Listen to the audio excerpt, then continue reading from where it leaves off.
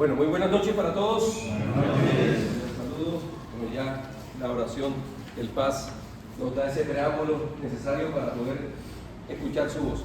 Bien, José, el principio de un bien mayor. Este es el segundo principio del libro que venimos estudiando. Así prepara Dios a los hombres. Y quiero iniciar con esa pregunta que está planteada ahí en el libro al inicio. ¿Te has sentido lejos y abandonado por Dios? Creo que todo cristiano auténtico en algún momento se ha sentido o ha experimentado que Dios está lejos y que lo ha abandonado. Puede ser una enfermedad crónica, nada que consigo empleo, un matrimonio cuya convivencia cada vez se torna más difícil, horas y horas, nada cambia, antes las cosas empeoran. Y cuando escribí eso me acordaba de un momento especial cuando estaba recientemente de comandante en la Metropolitana de Santa Marta. Se tornó un momento duro. Todos los días había asesinatos, homicidios, y convocábamos en oración y llorábamos, y el día que orábamos, al día siguiente 3, 4 homicidios más. Las cosas empeoraban. Entonces yo, como todos nosotros, ¿dónde está Dios? ¿Por qué no me ayuda si soy su hijo? Y el sentimiento de que en algún momento Dios nos abandona, creo que es muy común en nosotros. Así es que hoy vamos a aprender eso. Dios nos prepara usando, escuche bien, incluso las circunstancias más duras de nuestra vida para un bien mayor. La historia de José, que es el segundo personaje que vamos a ver, ilustra muy bien este segundo principio.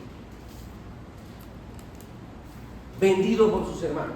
O sea, acuérdese usted de que, abordando un poco muy ligeramente la historia, el papá Jacob lo amaba más que sus hermanos.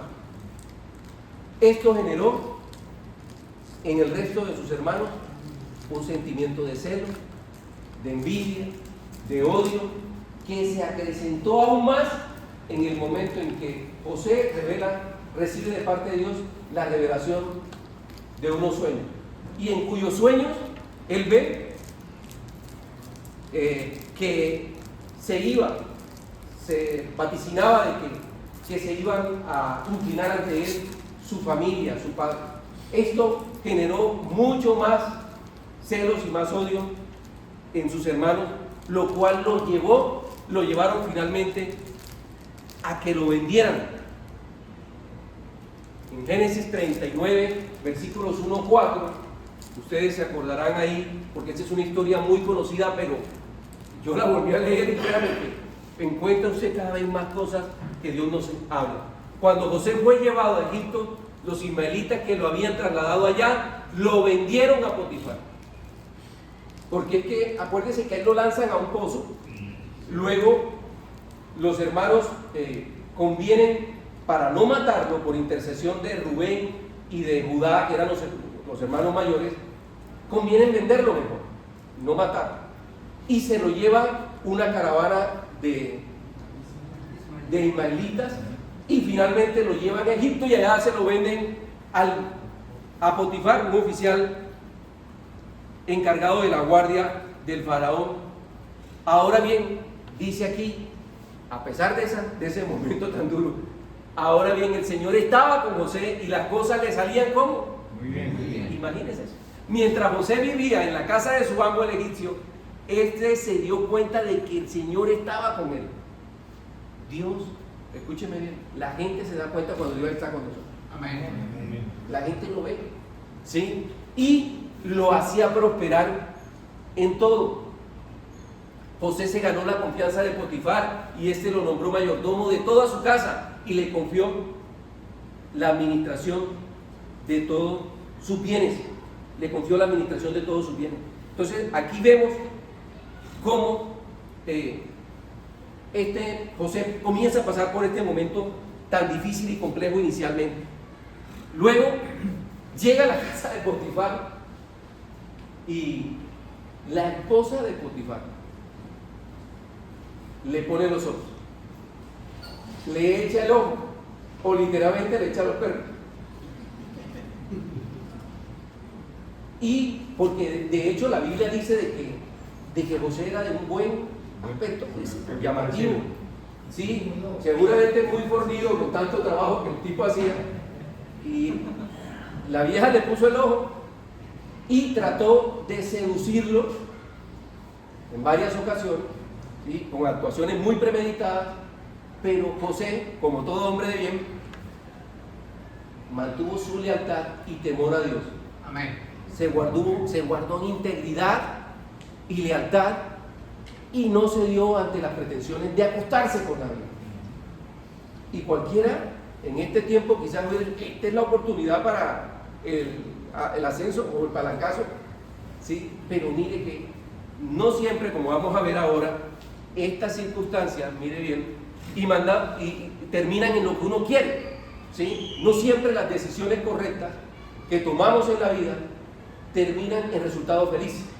No siempre. La actuación de José fue la correcta, pero aún así, mire lo que pasó. Y mandó, Potifar, la vieja lo acusa de que lo intentaba violar, o que lo intentó violar, ¿sí? Y pone las quejas al esposo, y este decide enviarlo a la cárcel. Y mandó que echaran a José en la cárcel, donde estaban los presos del rey, pero aún en la cárcel, mire bien, aún en la cárcel, el Señor estaba con él y no dejó de mostrarle su amor, hizo que se ganara la confianza del guardia de la cárcel. Mire cómo Dios está obrando, así como escuchábamos ahorita en la canción, ¿no? Dios está obrando. Pero uno se pregunta, si Dios estaba con José, ¿por qué permitió que sus hermanos lo vendieran, que lo acusaran falsamente y que fuera enviado a la cárcel? ¿Por qué pasan esas cosas? Son las que a veces no nos entendemos, ¿no? Y por eso coloqué ese por qué, porque es lo que normalmente de manera natural sale y brota de nosotros. ¿Por qué? ¿Por qué permite Dios eso? ¿Por qué suceden esas cosas en nuestra vida? Y yo sé que puede ser la radiografía de cualquiera de los que estamos acá, que estamos seguramente pasando por cualquier momento difícil, crítico de su matrimonio, de salud, quizás, en deudas. ¿Por qué pasa eso? Corresponde a que nuestros actos quizás no están siendo obedientes delante del Señor, o es parte de la obra soberana de Dios para formarnos a nosotros. Puede pasar en cualquiera de estas dos circunstancias. Bien, las cosas rara vez son como parecen ser. O sea, eso es lo que uno se imagina a veces porque uno ve con el lente nuestro, pero Dios mira desde lo alto. Él tiene el cuadro completo, nosotros tenemos un cuadro parcial de lo que está pasando y sucediendo en nuestras vidas. Lo que les decía ahorita, las decisiones correctas no siempre terminan con resultados felices. Él hizo lo correcto, corrió en el momento en que esa mujer lo estaba seduciendo y quería incitarlo al pecado. ¿Y dónde terminó? En una acusación falsa que finalmente lo llevó a la cárcel. ¿Usted se imagina lo que pasaba por la cabeza de José en esos momentos? Algo con consecuencias eternas se estaba gestando en la vida de José. Eso estaba pasando. En la cárcel, escuche bien, llega a la cárcel y es olvidado. Acuérdese que aquí hay dos personajes, un panadero, un carcelero, que fueron puestos en la cárcel por haber hecho o por haberle faltado a Faraón.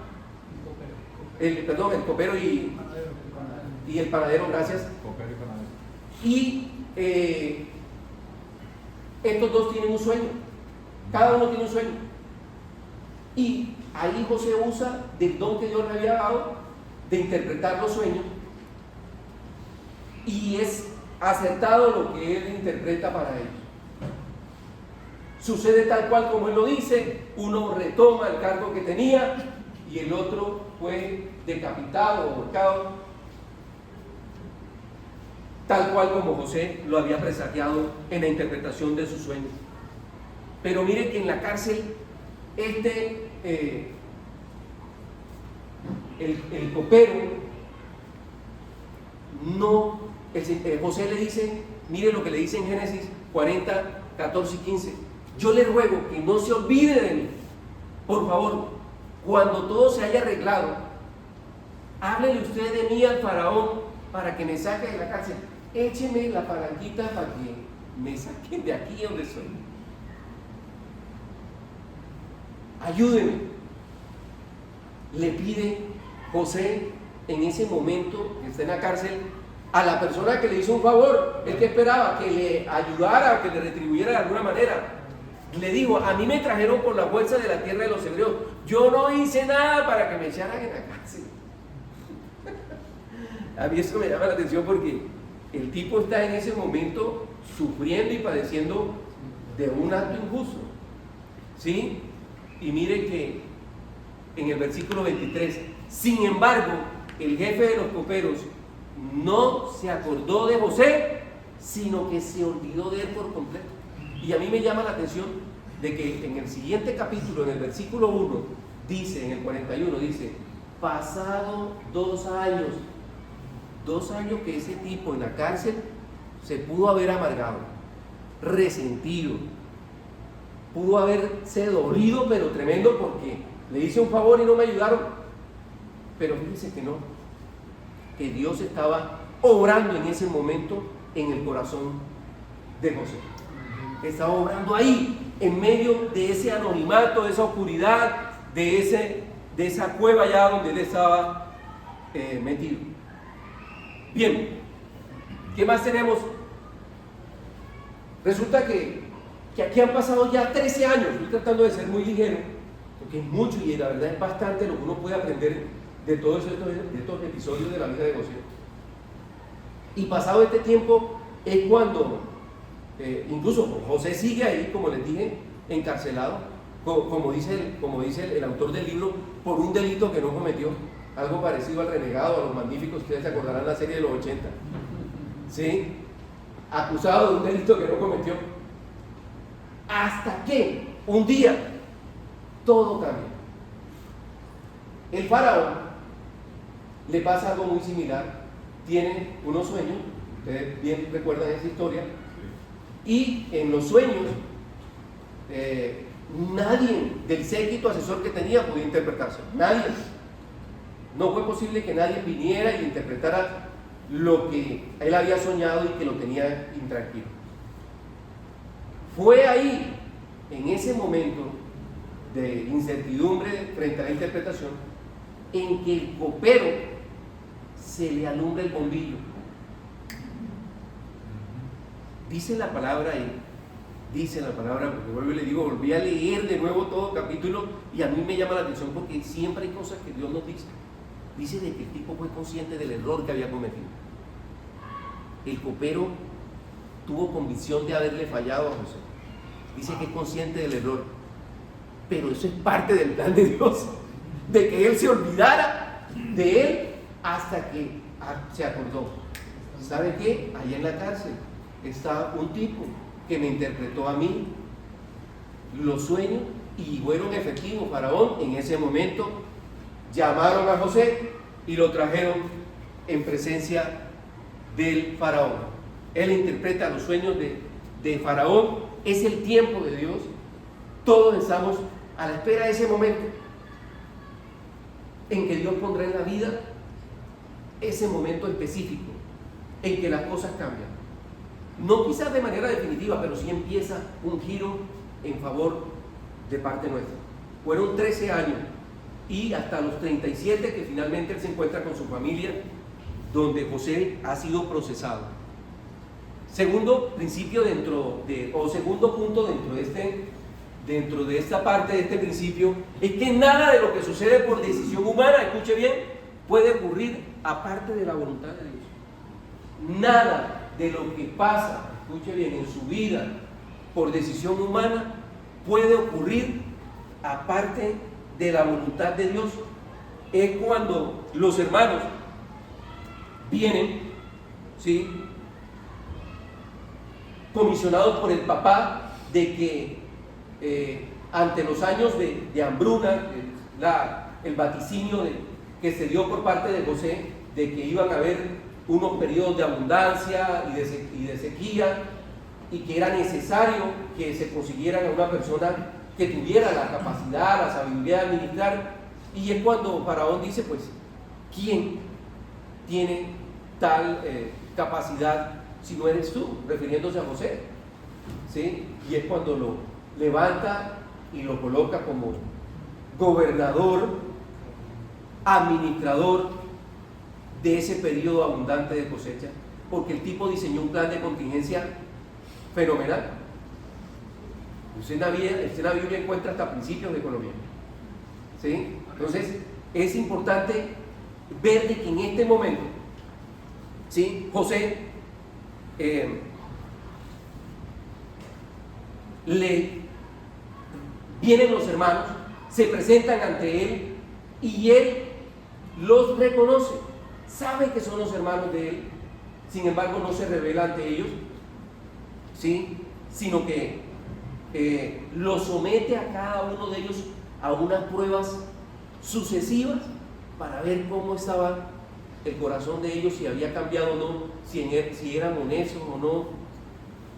Y entre las pruebas finalmente hace que traigan al hermano menor, su hermanito, hijo de Raquel, Benjamín, para que lo traigan ante él, ¿sí? Y es cuando finalmente José ya no se puede contener más de estar ocultándose delante de sus hermanos. Es una escena muy dramática porque ve uno a lo largo de estos episodios que el corazón de José es tremendo. Es un hombre de integridad y de perdón. Y en este momento él se da a conocer y les da a conocer a ellos también, escuche bien, el propósito de lo que estaba aconteciendo en su vida. Y es cuando nosotros encontramos de que Dios abre sus ojos y su propósito se hace visible. Su propósito se hace visible. ¿Y eso dónde lo vemos? En Génesis 45, versículos 4-8, mire lo que dice la Biblia. No obstante, José insistió, acérquense, está hablando de los hermanos. Cuando ellos se acercaron a él, él añadió, yo soy José, el hermano de ustedes, el que vendieron a Egipto. Pero ahora, por favor, no se aflijan más ni se reprochen a sí mismos el haberme vendido. Pues en realidad, mire lo que dice, fue Dios quien me mandó delante de ustedes para salvar vidas. Fue Dios. Mire el siguiente versículo.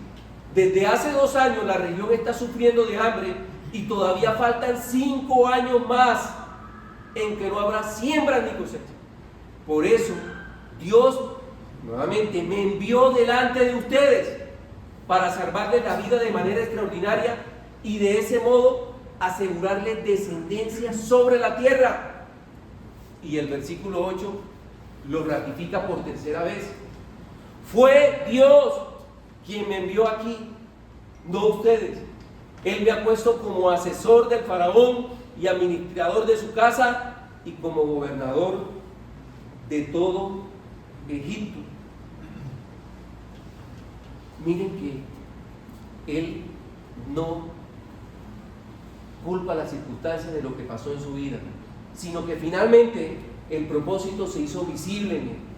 Dios fue quien permitió que lo que estaba pasando en su vida sucediera para un propósito y un principio, como lo vemos hoy, un bien mayor en su vida. Amén. Eso es lo que pasa y que a veces no entendemos. Yo dialogaba con alguien ahorita, antes de venir acá, ¿sí?, con quien tuve un espacio un poco más informal, y sé que ha pasado por muchas situaciones en su vida, inexplicables, una tras de otra, y no entendemos, y el sentimiento de abandono surge. ¿Será que sí, que Dios verdaderamente está conmigo? Pero Dios obra en silencio. Dios obra ahí, en medio de las circunstancias. Dice que Dios obra en medio de las circunstancias y más que en las circunstancias, en nosotros. Que a Dios no le interesa tanto las circunstancias, tanto no que no le interese, como tratar contigo. El ejemplo que les daba de los momentos duros de angustia que yo vivía, depresión, al ver de que la ciudad parecía que se me saliera de la mano, ¿sí? Era el trato de Dios para que yo no me quejara, porque lo primero que hacía siempre que se presentaba algo era la queja, era el reclamo, era la rabia, era el enojo, y le reprochaba: Dios, pero si tú tienes control de la vida, ¿por qué no me ayudas? Porque es que a Dios no le interesaba si yo ganaba las estadísticas o no. A él lo que le interesaba era tratar con un corazón que se estaba quejando constantemente. Amén. Lo que pasaba. Y eso es parte de lo que Dios hace. Así que el propósito se hace visible, y fue Dios, no ustedes, le está diciendo a los hermanos, fue Dios quien hizo esto en su vida. Su soberanía le mostró un bien superior a las circunstancias de su vida que parecían al azar. Mire bien, la soberanía. ¿Qué es la soberanía de Dios? ¿Alguien sabe? Dios tiene el control de todo. Él es soberano, ¿cierto? Hace lo que quiere. Y como dice Job, ¿quién le va a pedir cuentas a él? ¿Sí? Su soberanía le mostró un bien superior a las circunstancias de su vida que parecían al azar. Dios puede permitir, escuche bien, que alguien use del libre albedrío para hacerte daño para un bien mayor posterior. Amén. Puede pasar. Yo sé que más de uno ha vivido algún tipo de situación en que quizás ha sido traicionado. Y escúchenme, pero uno tiene el ejemplo personal casi siempre, pero sé que hay muchos de ustedes que han vivido situaciones de dolor. Y es la forma en que Dios trata para que usted aprenda de él.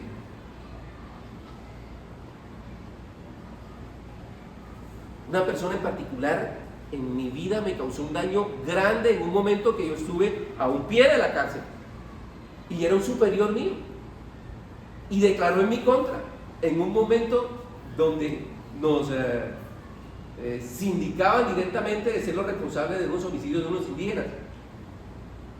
Y cuando yo esperé que esta persona me ayudara y me respaldara, hizo todo lo contrario, declaró en mi contra. Y cuando yo leí la declaración, yo no lo podía creer. Yo dije: voy para la cárcel. Y fue tal la fe que se me flaqueó tanto, que fui hasta Facatativá, donde está la cárcel de miembros de la fuerza pública, a ver dónde era la celda que me iba a tocar. Y sabe que pasados los años que Dios me da una palabra y una promesa, porque es parte de lo que Dios hace, y me libra de esta situación, me encontré con esa persona años después, y Dios me la puso para perdonarla. Para perdonarla, porque ganas no me faltaron. ¿Sí? Pero eso es parte de lo que Dios puede permitir en el libre albedrío de las personas para que te hagan daño para un bien superior. Escúchame bien, porque sí es importante aclarar algo de eso. No es que Dios sea causante del mal. ¿Sí? Esa, providencia con la cual ahorita cierro un poquito, esa providencia en la cual Dios permite, ¿sí?, de que te sucedan cosas, no exonera de responsabilidad a la persona que lo hace en contra tuya. Ten eso presente, porque no es que Dios cause el mal. Es una de las preguntas que siempre surge. Por eso al final también aparece algo con la cual también quiero cerrar. Estamos bajo la protección de su providencia. O sea, ten eso presente. Él te guarda, Él te protege. está dentro de un círculo de protección de Él. Acuérdese de que solo en el momento que Dios le permite al enemigo que tocara a Job, ¿sí?, fue que se pudo levantar el muro de protección que había. Tenemos una órbita de protección sus hijos en medio del propósito que Él lleva. Ahora bien, ¿quién se acuerda de este versículo tan hermoso? Ahora bien, sabemos, mire, esa es una convicción, sabemos que Dios dispone todas las cosas para qué, hombres de bien, para el bien de quienes lo aman. Amén. Los que han sido llamados de acuerdo con su propósito. Amén. Los que lo aman, los que han sido llamados de acuerdo con su propósito. Y yo sé que no es en vano que estos hombres que están acá han sido llamados. Amén. Ustedes son hijos de Dios. Amén. ¿Sí? Y los hijos de Dios tenemos este llamado y lo amamos a Él. Queremos hacer su voluntad. Y a estas personas, dice la Escritura, Dios hace de que todo lo que pase, todas las circunstancias de su vida, obren para bien. Eso es lo que se conoce teológicamente como concurrencia también. Él hace de que todo, como los brazos de un río, terminen en el mar, por decirlo así. Hace que todo esto termine en el propósito que Él tiene en tu vida. Amén. Muy bien. El principio del bien mayor busca finalmente honrar y glorificar a Dios. Ese es el propósito último. Lo que el pastor nos enseñaba en una prédica reciente también. El propósito final es honrar, glorificar a Dios en ese proceso, en el cual Dios está tratando. ¿De dónde viene el poder para perseverar en medio de todas estas circunstancias? El Espíritu de Dios, el Espíritu Santo, que habita en todo auténtico Hijo de Dios. El Espíritu Santo es quien nos anima, quien nos levanta, quien nos fortalece en medio de las circunstancias difíciles. Y una buena teología, por eso le decía ahorita de que este punto era importante. ¿Por qué? Porque es importante conocer esto de lo cual hablábamos ahorita, de cómo Dios hace que las cosas sucedan para bien. ¿Sí? Por ejemplo, veía yo en el libro algo importante que vale la pena recordarles, que decía de que esta doctrina de la providencia consiste en que Dios no permitirá, escuche bien, un mal en la vida de sus hijos, excepto el que evita un mal mayor o produzca un bien mayor. Va de nuevo. A mí me tocó leerlo varias veces. Dios no permitirá un mal en la vida de sus hijos, excepto el que evita un mal mayor. Va a evitar un mal mayor. O va a producir un bien mayor. Dios tiene todo bajo control, hombre de Dios. Todas las circunstancias. ¿Sabe que a medida que yo volvía a leer ahorita, me daba cuenta de que Él iba hilachando todo de manera que en el momento usted no tiene el cuadro, excepto cuando lo ve al final? ¿Ya? Preciso pasaban los ismaelitas en ese momento. Preciso se lo venden a Potifar, que era el que trabajaba. Todo eso es la forma como Dios va encadenando sin que a veces sea perceptible a nuestra vista. Y trabajó administrando. Así es. Exacto. Y lo coloca como administrador. ¿Ah? Y finalmente también en la cárcel se gana ese favor de Dios. Y yo estaba ahí. Así que ese sentimiento de abandono hoy el Señor lo que quiere, Él está ahí presente. De pronto no lo sintamos. Y esa es la diferencia de nosotros como hijos de Dios, que nosotros vivimos por fe, aunque los sentimientos hacen parte, obviamente, pero nosotros creemos lo que la palabra dice, que Él estará con nosotros siempre, todos los días de nuestra vida. Amén. Así que una buena teología es importante, y esa es la preocupación de nuestra iglesia, en cabeza de nuestro pastor, de que tengamos siempre una buena, sana teología. Que usted sepa el por qué. De pronto el sufrimiento a veces no lo entendemos, ¿sí? Y es parte de lo que las personas a veces, ateos o incrédulos o escépticos, escriben de manera inmediata. Pero si Dios es bueno, ¿por qué permite que una niña recientemente en Bogotá la maten, la violen, como sucedió hace menos de 48 horas en Bogotá? Uno no entiende esos episodios y nunca los va a entender, ¿sí? Pero Dios está detrás de todo eso, ¿sí? Son episodios que a veces llevan a cuestionar a la gente. Por eso es importante que tengamos una buena teología y entendamos que Dios no es el autor del mal. Su sufrimiento finalmente no fue accidental, sino parte del plan soberano de Dios. Fue parte del plan soberano de Dios.